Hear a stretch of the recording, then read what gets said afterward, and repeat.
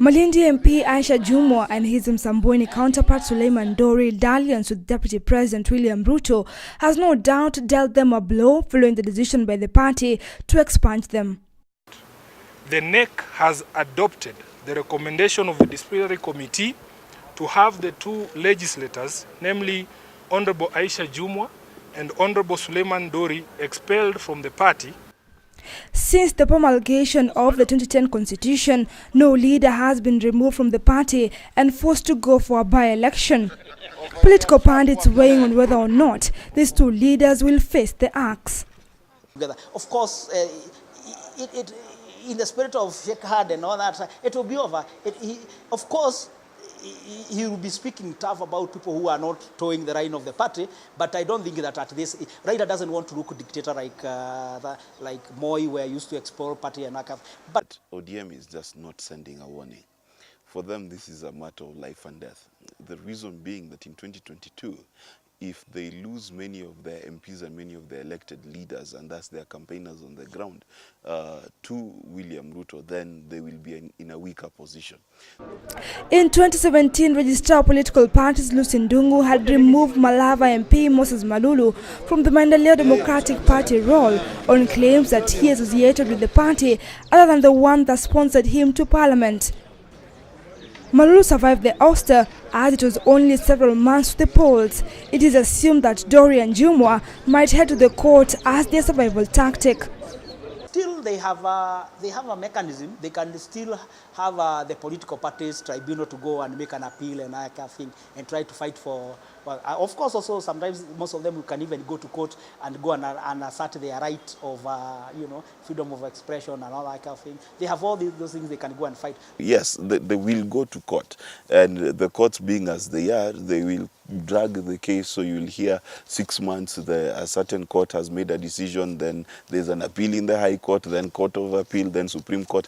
Definitely, that's what will happen, because even if it takes 6 months, that's 6 months of salary Aisha Jumwa and others will get. Further, it is claimed that Jumwa was publicly declared as support for Deputy President William Ruto in the 2022 race, has not been attending ODM parliamentary group meetings. Sasa sisi wabunge mnaotuona hapa, wabunge wote wa Kosti, tumesema pia tumechoka na pang'ang'a. Ikiwa ni tuchaguliwe kweli 2022 panapo majaliwa yake Mwenyezi Mungu, kumbe watu wanakuhesabu kwa matendo yako. Be very detrimental to the political careers, because remember, you can only run if you've been a member of a political party for up to 6 months. So clearly, if a by-election is held within 3 months of you being expelled from a party, you then can't run on that political party, and neither can you run on another political party.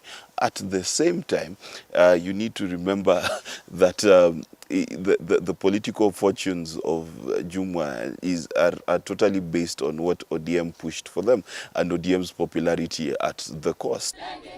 Mombasa Governor Ali Hassan Joho has been blamed for orchestrating the ouster of the embattled legislators from ODM party. So is Joho interested in a Jumwa ouster? Of course he is. He's interested because he needs a solid base. He's not going to run for a governor a second time. The cost is his biggest bargaining chip. That's where he derives his power, from the love he gets from the people. And anyone who's a threat to that then must be dealt with the severity that it deserves. And I don't know why Jumwa is surprised, because when you go to war with an elephant, you must be very aware that the elephant will try to push you out of the way. MPs Aisha Jumwa and Suleiman Dori have been previously heckled by their supporters, and this is said to be the start of the two leaders being shown the door. Mama kwa sababu ameona kwamba hiki chama hakimfai tena, yafaa na yeye akiache.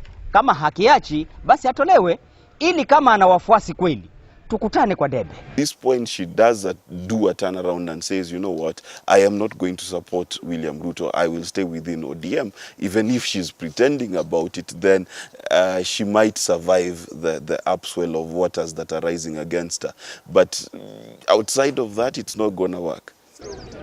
The solid question being, will these two leaders manage to defend their way back to Parliament if they run as independent candidates in their respective constituencies? The question is, are the ripples that Jumwa and Dori that they're forming at the coast, are they going to be big enough to survive the tsunami that is ODM in the coast? That's the key question. And if they're going to try and stand and they see the waves are too big for them, I bet you they will shift. Whether or not these two leaders will head to the court to hold the decision by ODM party or they will be forced to go back to the polls still remains a puzzle to them. Irene Mwangi, KUTV.